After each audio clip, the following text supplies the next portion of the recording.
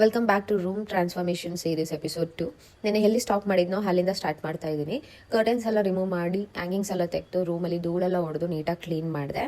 Next part ನನಗೆ painting ಮಾಡಬೇಕಿತ್ತು, ಆದರೆ ನನಗೆ ಹೈಟ್ ರೀಚ್ ಆಗ್ತಿತ್ತಿಲ್ಲ. ನನಗೆ ಫಾರ್ ಅ ಸೆಕೆಂಡ್ ಏನು ಮಾಡೋದು ಅಂತಲೇ ಗೊತ್ತಾಗಿಲ್ಲ. I got stuck.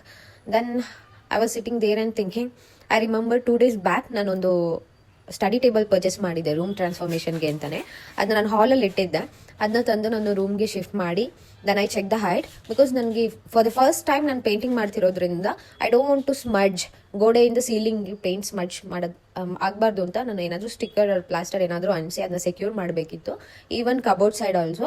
ಯಾಕಂದರೆ ಗೋಡೆಲಿ ಹಾಕೋ ಪೇಂಟ್ ಸ್ವಲ್ಪ ಡಾರ್ಕ್ ಆಗಿರೋದ್ರಿಂದ ಸೀಲಿಂಗ್ ವೈಟ್ ಆಗಿದ್ರೆ ಸ್ವಲ್ಪ ರೂಮ್ ಇನ್ನೂ ಬ್ರೈಟ್ ಆಗಿರುತ್ತೆ, ತುಂಬ ಡಾರ್ಕ್ ಆಗಲ್ಲ ಅನ್ನೋದ್ರಿಂದ. Finally I reach the height. Because ನಾನೇ ಪೇಂಟ್ ಮಾಡಬೇಕಾಗಿರೋದ್ರಿಂದ ನನಗೆ ಯಾರೂ ಹೆಲ್ಪಿಂಗ್ ಹ್ಯಾಂಡ್ ಇತ್ತಿಲ್ಲ. So I needed a proper height. And for a second ಇನ್ನೇನು ಇಳಿಬೇಕು ಅನ್ನೋಷ್ಟರಲ್ಲಿ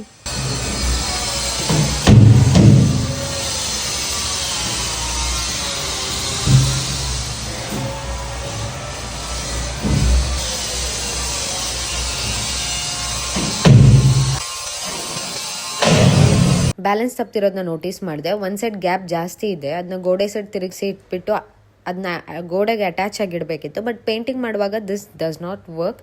ಸೊ ನಾನು ಆ ಕಡೆ ಸೈಡ್ ನಿಂತ್ಕೊಳ್ಳುವಾಗ ತುಂಬ ವೆಯ್ಟ್ ಹಾಕುವಾಗ I should be more careful. ಬೀಳೋ ಚಾನ್ಸಸ್ ಜಾಸ್ತಿ ಇದೆ.